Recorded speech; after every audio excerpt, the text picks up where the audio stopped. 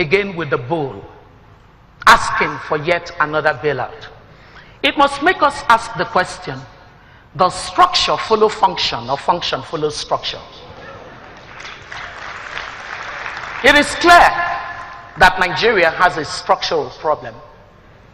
You don't fix a structural problem with band-aid. When you have a structural problem, you solve it structurally. Something is broken in public finance. It would need to be fixed urgently. The fiscal policies have been laid back simply because that obsession for easy money that comes from a commodity to which nobody adds value in this society. The time to change our economic premise for growth has come. It is time to topple oil and to replace oil with the citizens of this country. Because that's what Lee Kuan Yew did. The principle of economic pragmatism of Lee Kuan Yew looked at the Singaporean and saw in them world-class skills and talent that can compete with the best in the world. If it was so with Singapore, even much more so with Nigeria. Because when you look at the capability of the Nigerians struggling within environment that is not enabling of excellence and yet being able to make it, then you realize what would happen if, rather than oil being the premium asset, the human being would replace oil as a premium asset in this land.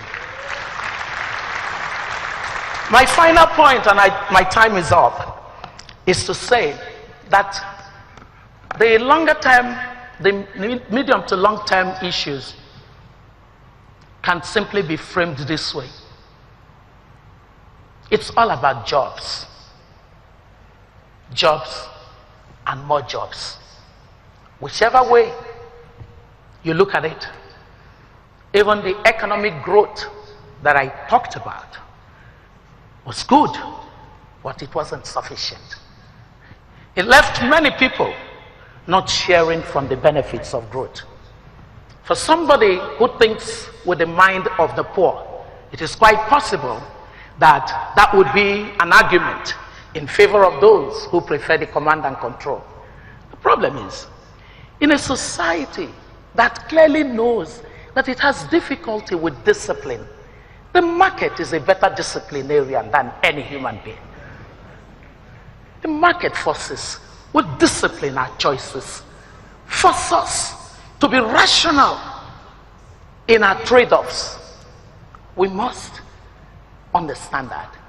If the market forces become the premise, then not only in word, but indeed, shall we embrace the private sector as the driver of economic growth.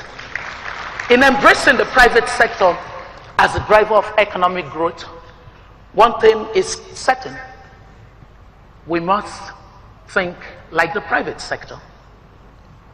We must have the DNA of the private sector in the way we think.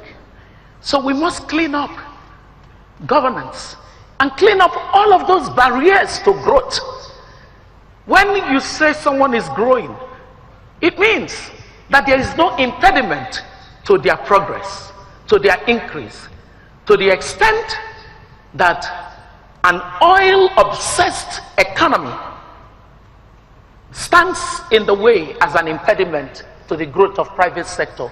To that extent, would there be no incentive for people in government to pass the right sets of policies?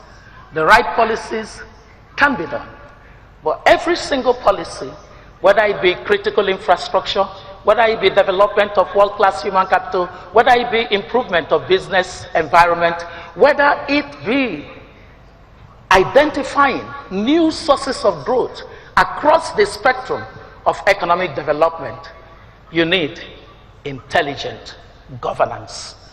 Give intelligent governance to this country, and you would see Nigeria show China that we are made of a different stuff. Thank you.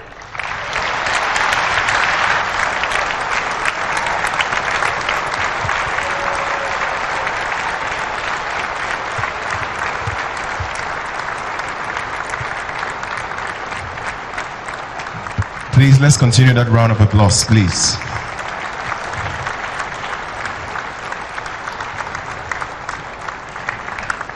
Please be seated. We really want to say a very big thank you to you. This is what the BBC would call hard talk.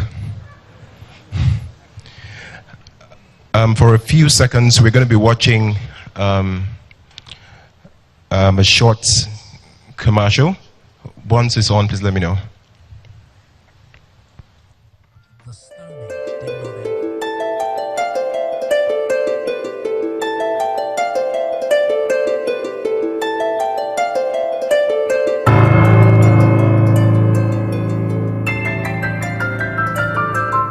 We're giving glasses and eye drops to patients that need them.